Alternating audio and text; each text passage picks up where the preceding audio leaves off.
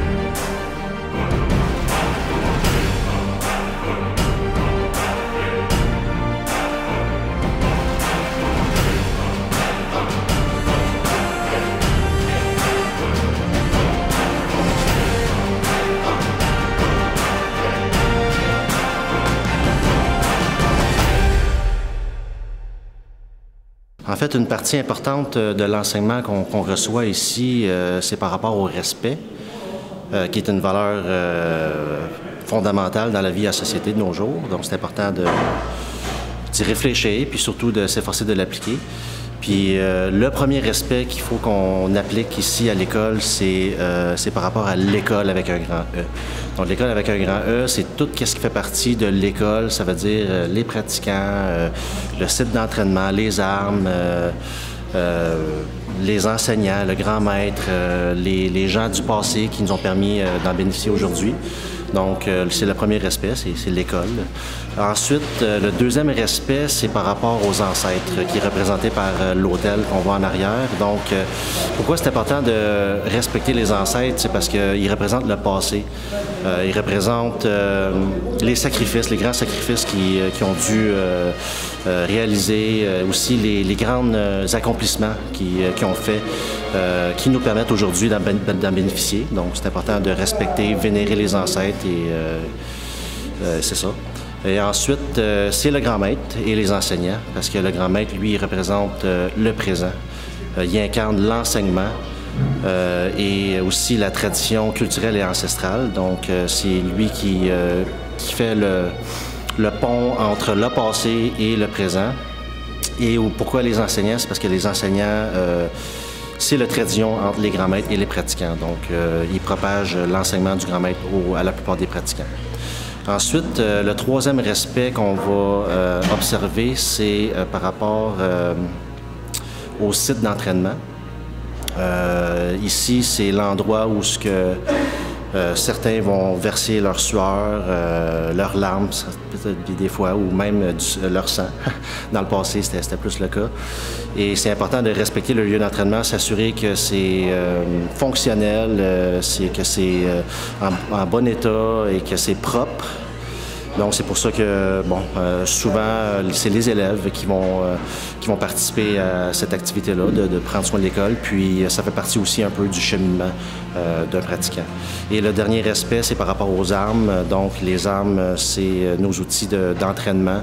On en prend soin, on les manipule avec soin, et quand on a besoin, on les nettoie aussi.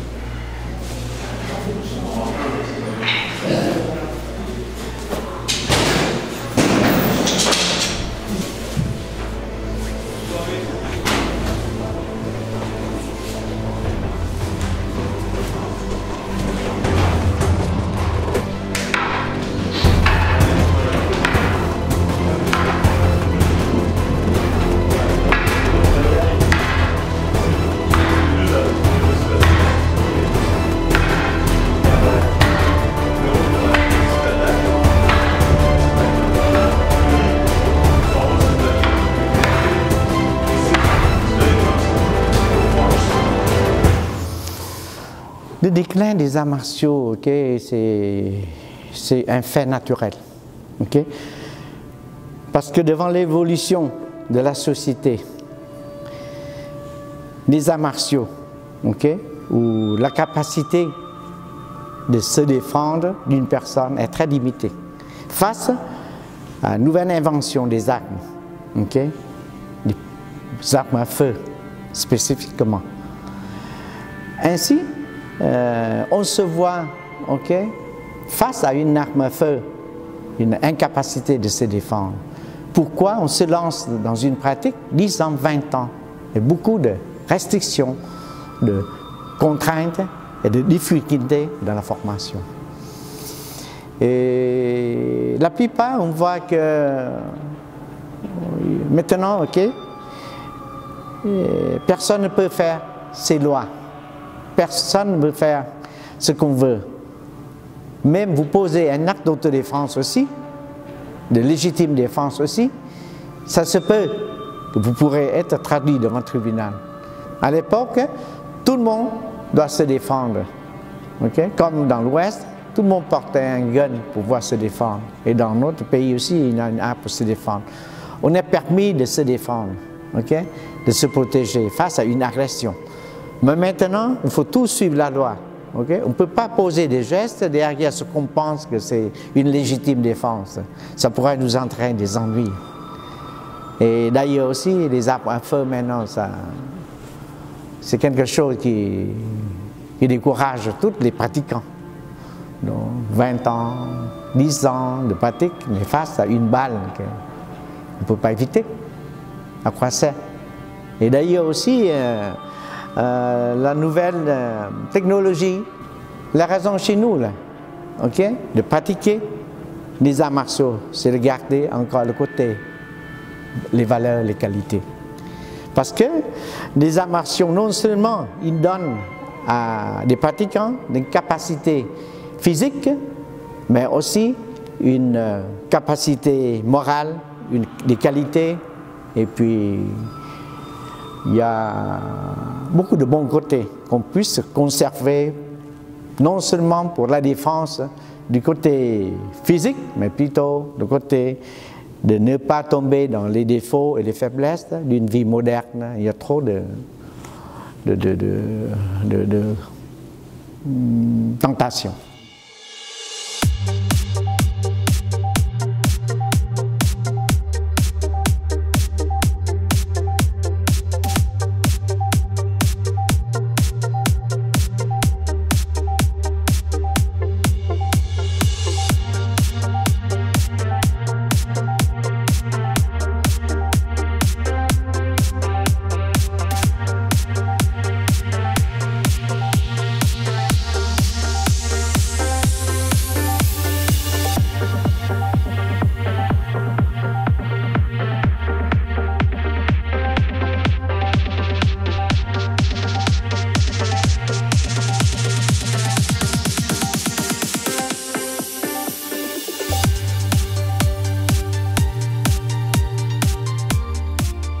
Je mets une phrase et que je tienne beaucoup plus que les autres aspects, c'est de donner à la jeunesse une bonne philosophie, une manière de penser positive dans toutes les circonstances, dans toutes les difficultés de la vie. Parce que, sachant bien que si vous avez une bonne philosophie, par exemple, je vous dis, une philosophie chez nous, ok, que dans une rencontre, ça gère déjà une séparation. Ça, c'est une pensée très profonde de chez nous. Tout le monde, on savait que dans une rencontre, il y a une séparation bien future. Donc, ainsi, quand ça arrive, okay, vous n'êtes pas si déçu, vous n'êtes pas tombé dans une déception, parce que c'est déjà connu. Et quand quelque chose est connu, vous êtes moins choqué, moins touché par les impacts. Ça, c'est une vision qui est très réaliste et qui arrive à tout temps, à tout moment dans notre vie. La philosophie chez nous, là, okay, pour que les gens puissent mieux comprendre, ils sont transformés en des petites phrases comme « tout casse, tout passe quand le temps passe ». Okay? Ou dans la rencontre, ça gère déjà une séparation. Okay? Okay? Comme vous avez ici des dictons, okay? Okay? Après la pluie, c'est le beau temps. Okay? Et on savait chez nous que derrière notre croyance que rien n'est permanence. Okay? Rien n'est permanence. Vous voyez? Non. Si vous croyez à quelque chose, pour acquis, c'est faux. Okay? Même dans une relation mari et femme aussi, la plupart des gens pensent que c'est une acquisition. Le niveau physique, on va avoir plusieurs impacts qui vont s'imbriquer là-dedans. Okay? On va avoir une incidence sur les muscles, les tendons, les ligaments. Même le niveau énergétique, on va avoir un aspect sur la force du souffle, la force vitale. Puis le niveau mental, on tombe plus dans une dimension beaucoup plus spirituelle. Donc, beaucoup plus rapproché de la tradition bouddhiste. Quoi qu'on n'est pas, ne sont plus on est une école issue d'une tradition bouddhiste, mais on ne fait pas la promotion d'une religion, mais plutôt d'une philosophie, à pas se m'étendre comme ça. Fait qu'à l'intérieur de tout ça, vous comprendrez que le grand défi, c'est de se vaincre soi-même. Puis cette dimension-là, cette dimension d'intériorité est beaucoup plus grande que tous les autres combats qu'on va affronter dans la vie. Ceux qui veulent prétendre vaincre les autres et tout, oui, parfait, vous pouvez avoir un défi à la hauteur de votre mesure, un adversaire qui est fort, qui est combatif, qui va vous amener à vous dépasser, mais là, vous ne pourrez jamais atteindre la limite que si vous cherchez vraiment à l'intérieur de vous à vous vaincre vous-même. Le cheminement des arts martiaux, c'est une quête à l'intérieur de soi. On va chercher à se dépasser, voir plusieurs étapes pour ça, pour comme surmonter cette étape-là. Au niveau physique, les exercices qui sont élémentaires vont susciter chez les pratiquants la persévérance et ils vont mettre aussi en lumière leur humilité aussi. Ils vont aller atteindre ce niveau-là.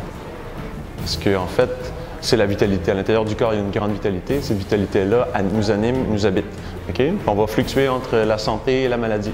Des fois, quand le corps il est plus faible, quand l'énergie est plus basse, la maladie peut s'installer. Okay? Pour les mêmes raisons que dans une grande épidémie, ce n'est pas toutes les personnes qui vont avoir la même réaction à la maladie, à la présence du virus. Certaines personnes vont surmonter, d'autres personnes vont sombrer, d'autres personnes vont être légèrement atteintes, d'autres plus atteintes, d'autres ne seront même pas du tout atteintes.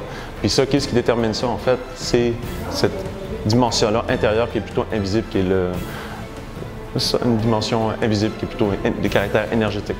Je comprends bien que nous, notre science occidentale, on a voulu nommer des choses par les anticorps, on a beaucoup de noms pour une science très élaborée pour la santé, mais les Asiatiques à l'époque avaient travaillé très très fort pour apprendre à survivre et à bien vivre.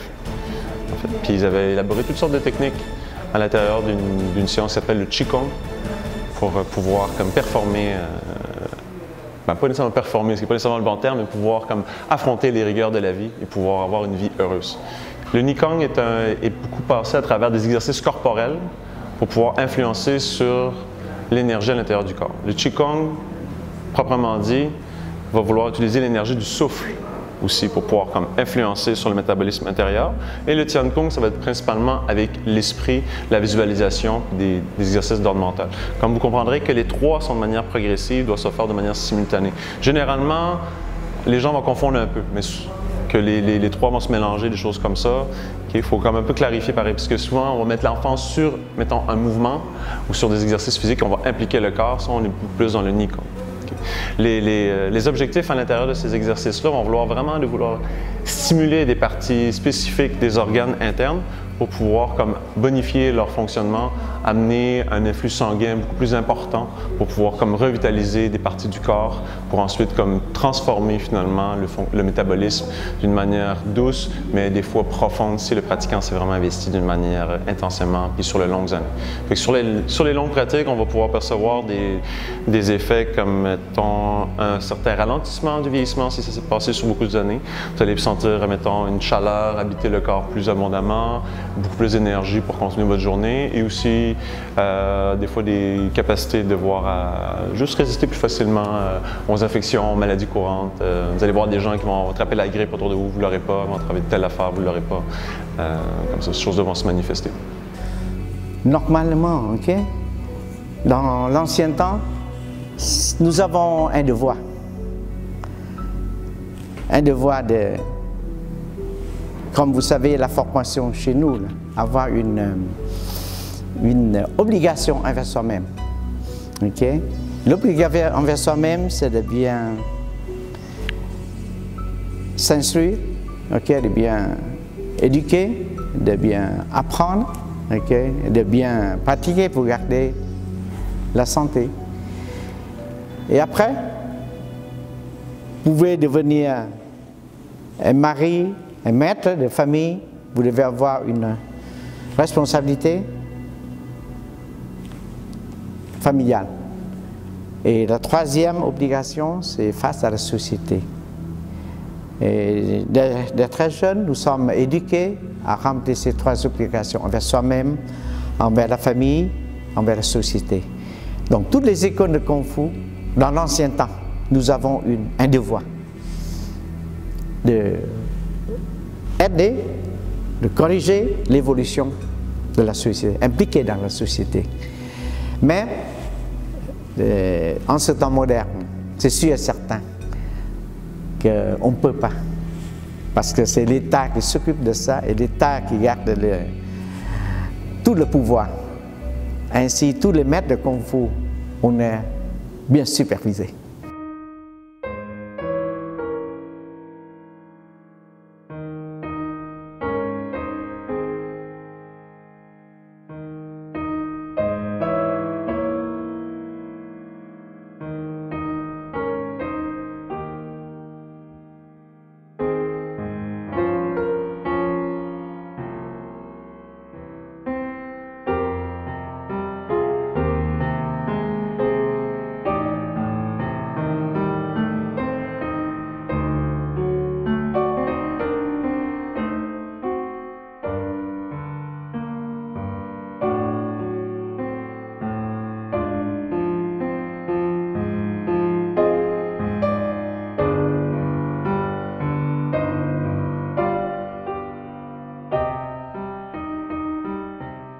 Tout l'enseignement, il y a une méthode, hein, et ces méthodes peuvent être traduites par les étiquettes, les protocoles, et les principes, les formalités. Okay? Tout l'enseignement doit avoir une méthode. Okay? Et surtout, c'est un enseignement millénaire déjà, depuis 1000 ans. Okay? Surtout, ça touche un côté très important de la nature humaine. Okay? Ça touche son intelligence, ça touche son moi égoïste. Et on doit avoir une méthode adéquate. Non, on ne peut pas passer outre d'autres principes, d'autres mesures, d'autres protocoles. On ne peut pas avoir un enseignement traditionnel en négligeant toutes les formalités. Parce que dans la société, il faut avoir un directeur, avoir un chef directeur, avoir un président. C'est la hiérarchie qui est nécessaire, indispensable à une discipline pour pouvoir vraiment se bien opérer. Pour une meilleure opération, il faut que vous installez une bonne discipline. Indubitablement. La source, l'origine, l'identité, c'est tellement important. Même un objet, vous devez avoir une source, une origine. Comment une personne n'a pas pu avoir une identité? Ça devient des repères pour les jeunes. Vous voyez? Oui. On ne peut pas ne pas avoir une identité. Merci beaucoup. OK?